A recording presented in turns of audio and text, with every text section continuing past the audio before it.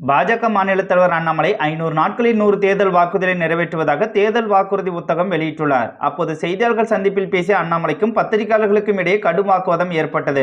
குறிப்பாக தேர்தல் சமயம் என்பதால் பிரதமர் மோடி பெட்ரோல் டீசல் விலையை ரூபாய் 2 குறைத்திருப்பதாக பத்திரிகையாளர் கேள்வி எழுப்பியது குறித்து பதிலளித்த அண்ணாமலை, கடந்த 2 ஆண்டுகளில் பிரதமர் மோடி பலமுறை பெட்ரோல் டீசல் விலையை குறைத்துள்ளார். ஆனால் கடந்த 2021 சட்டமன்ற தேர்தலில் திமுக ஆட்சிக்கு வந்தால் கேஸ் விலையை ரூபாய் 100 குறைப்போம் என வாய்க்கூசாமல் பொய் பேசிய முதல்வர் ஸ்டாலினிடம் இதுவரையிலும் ஏதாவது ஒரு பத்திரிகையாளர்கள் கேள்வி எழுப்பியது உண்டு என திமுக ஆதரவு பத்திரிகையாளர்களுக்கு தரமான பதிலடி கொடுத்த வீடியோவானது சமூக வலைதளங்களில் வைரலாகி வருகிறது.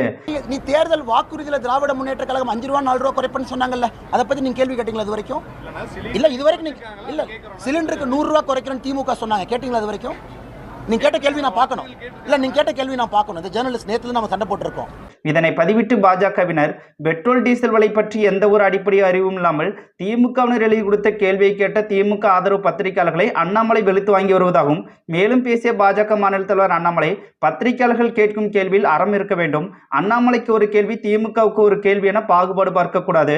ஆனால் பெரும்பாலான பத்திரிகையாளர்கள் திமுகவிடம் பணம் பெற்றுக்கொண்டு திட்டமிட்டே தன்னிடம் வாய்க்கு வந்ததை கேள்வியாக கேட்டு வருவதாகவும், ஆட்சியில் இருக்கும் முதல்வர் ஸ்டாலினை எதிர்த்து கேள்வி கேட்க வக்கில்லாத பத்திரிகையாளர்கள் தன்னிடம் வீரத்தை காட்டுவதால் எந்த ஒரு பயனும் இல்லை என அண்ணாமலை அவர்கள் பத்திரிகையாளர்களை தாக்கி பேசியதும் கவனிக்கத்தக்கது.